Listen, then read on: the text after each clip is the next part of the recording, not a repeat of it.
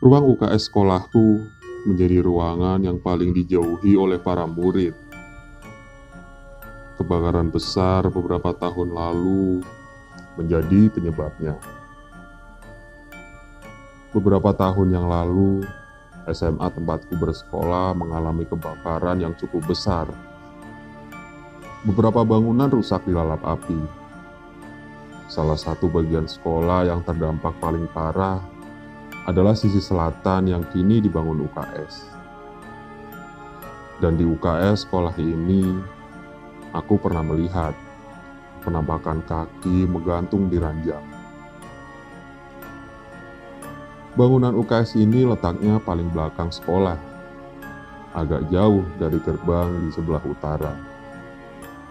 Sementara itu, lapangan tempat upacara bendera letaknya di luar bangunan sekolah. Jadi, kalau mau upacara, para murid harus berjalan keluar gerbang sekolah lewat jalan kecil. Agak menjauh dari lapangan tempat upacara dan gerbang masuk di bagian utara, membuat suasana UKS menjadi sepi jika kamu sendirian di sini. Sudah sepi, ditambah fakta bahwa ada siswi yang menjadi korban kebakaran, membuat UKS agak dijauhi para murid. Aku terpaksa beristirahat di UKS ini, berkat upacara sekolah yang hampir selalu berjalan begitu lama. Belum lagi cuacanya panas, meski masih pagi. Banyak murid, terutama siswi, yang pingsan saat upacara masih berlangsung. Sebelum upacara dimulai, dengung murid terdengar di mana-mana. Kami sibuk saling dorong mencari tempat agak di belakang supaya bisa berteduh di bawah bayangan pepohonan besar. Hari itu aku belum sempat sarapan karena bangun kesiangan. Kebetulan, upacara kali ini aku berada di barisan yang terkena panas sinar matahari. Tidak ada yang mau bertukar tempat denganku. Ya, lagian siapa juga yang mau kepanasan. Awalnya aku baik-baik saja, sampai ketika amanat kepala sekolah, kepalaku mulai berputar. Teman di belakangku menangkap badanku ketika aku oleng. Setelah itu, dia mulai memanggil petugas PMR yang bertugas, dan terjadi sedikit keributan saat memapahku. Salah seorang teman mengajukan diri untuk menemani menuju UKS. Tapi kakak kelas yang bertugas PMR hari itu menyuruh temanku untuk tetap mengikuti upacara. Aku tidak pingsan, hanya lemas saja saat dipapah ke UKS di belakang kantin itu. Oh iya, kantin sekolah juga menjadi lokasi kebakaran. Untungnya tidak ada korban di bagian kantin. Pagi itu UKS kosong. Cuma ada aku dan petugas PMR. Setelah berbaring, aku diberi teh hangat dan ditemani kakak kelas yang bertugas menjadi PMR. Tidak lama, ada seorang teman sesama petugas PMR yang memanggilnya untuk mengerjakan sesuatu. Aku lupa untuk apa. Tapi kemudian kakak kelas itu pergi. Kamu nggak apa-apa aku tinggal? Iya kak, nggak apa-apa kok. Dia tersenyum minta maaf padaku. Temannya yang memanggil juga agaknya merasa tidak enak. Kemudian aku sendirian di sana. Karena tempatnya yang lumayan jauh dari lapangan, suasana di ruangan itu benar-benar sepi. Kantin sekolah juga masih sepi, karena para murid sedang upacara. Waktu sepi begini, cerita soal kebakaran dan seorang siswi yang korban kembali terbayang. Aku berusaha nggak mengingatnya, dan berusaha untuk memejamkan mata. Siapa tahu tidur sebentar bisa mengusir pikiran menyeramkan itu. Sedang enak-enaknya tiduran, suara derit ranjang di sebelah membuatku kaget dan membuka mata. Seingatku, waktu masuk UKS, tidak ada orang lain yang berbaring di ranjang sebelah. Namun, saat aku menoleh ke samping kiriku, sekitar 3 ranjang jaraknya, ada seorang siswi yang berbaring di ranjang paling ujung dekat dinding.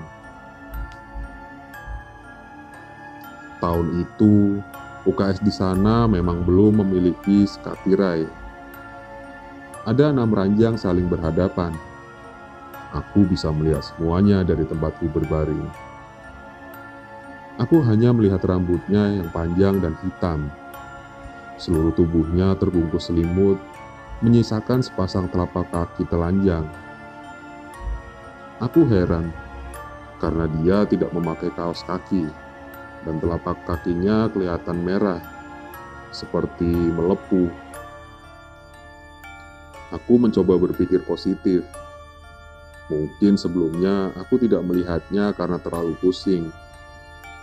Meskipun seharusnya aku tidak mungkin melewatkan hal yang sejelas itu. Aku menutup mataku lagi, berbalik memunggungi siswi itu. Sejenak aku merasakan hawa dingin mengaliri sekujur tubuhku. Entah hayalanku atau apa, aku yakin mencium bau aneh campuran aroma asap, bau kembang, dan logam karat. Baunya seolah menempel di hidungku, membuatku menarik selimut dan berkomat-kamit baca doa. Saat itu aku menyadari bahwa aku ketakutan. Ketika aku membuka mata, kedua teman sekelasku masuk. Rasa lega langsung merambati tulangku. Siswi yang ikut berbaring di ranjang bersamaku sebelumnya sudah hilang. Aneh sekali pikirku.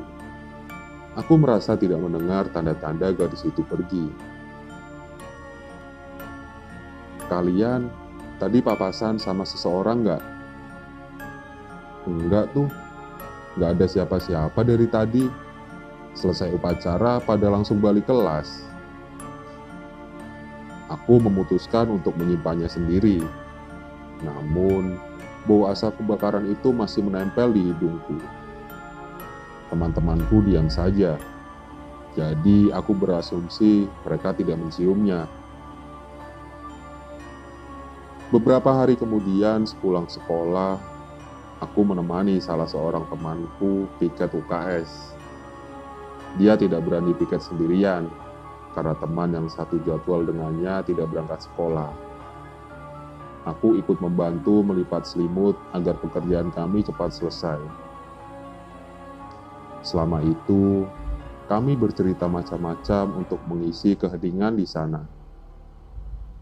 Sampai pada selimut di ranjang paling ujung kiri di dekat dinding, yang kelihatannya seperti baru dipakai, aku mencium bau aneh, yang mirip saat aku di UKS waktu itu. Aku masih mengingatnya, dan mencium baunya lagi membuatku mual. Aku melipatnya asal-asalan. Aku menyeret paksa temanku untuk segera pulang. Dia menurut. Tapi baru separuh jalan, aku ingat. Tote bag milikku masih di UKS. Aku sempat berpikir untuk membiarkan. Tapi temanku bilang akan menemaniku. Jadi, kami kembali lagi. Temanku menunggu di luar ruangan sementara aku mendekati meja tempatku meletakkan tote bag. Aku berusaha keras, tidak meliring ranjang di ujung kiri. Saat aku mengambil tas, sesuatu terjatuh di dekat kakiku. Aku membungkuk untuk mengambilnya. Entah dorongan apa, mataku melirik ke samping, ke kolong-kolong ranjang. Tepat di ranjang ujung di dekat dinding, sepasang kaki menjuntai ke lantai dengan jari-jarinya menghadap mukaku. Warnanya benar-benar merah. seperti daging mentah yang kontras dengan warna putih dinding ruang UKS. Seharusnya itu cuma kaki, namun mengingat hanya aku yang ada di sana sebelumnya, membuatku ketakutan setengah mati. Badanku gemetar saat aku berbalik dan lari, menghindari pemandangan lain yang mungkin akan kudapat jika menatapnya terlalu lama. Aku berhasil tidak teriak atau pingsan, tapi mukaku pucat dan berkeringat. Tanganku sedingin kulkas.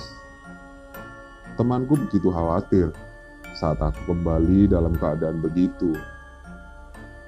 Aku begitu shock untuk menanggapinya dan menggeretnya menjauhi UKS dengan cepat. Begitu kami menjauh dari UKS dan bahkan sekolah, aku menceritakan penampakan itu dengan gagap. Dan dia bilang begini, aku pernah dengar cerita dari alumni sini kalau dulu ada kebakaran yang bikin seorang siswi meninggal.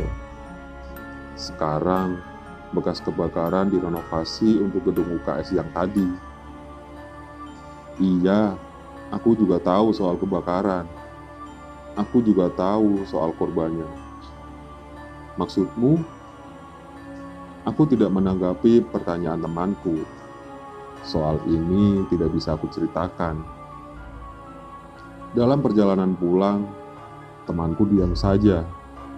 Kelihatannya dia ketakutan juga. Sementara itu, aku sudah agak mendingan karena sudah jauh dari sekolah. Ketika hendak berpisah di sebuah pertigaan, temanku bilang, "Kamu cium bau kembang sama kayak besi berkarat gak?" Belum sempat menjawab, temanku sudah berbalik badan dan menuju ke rumahnya. Aku hanya bisa memandangi punggungnya dan mendoakan.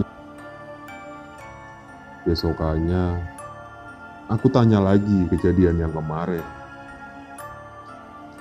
Dan ternyata saat hari itu temanku pulang duluan karena dia memang ketakutan dari awal dan tidak mau jaga piket di UKS. Jadi, siapa yang kemarin bersamaku di ruangan UKS?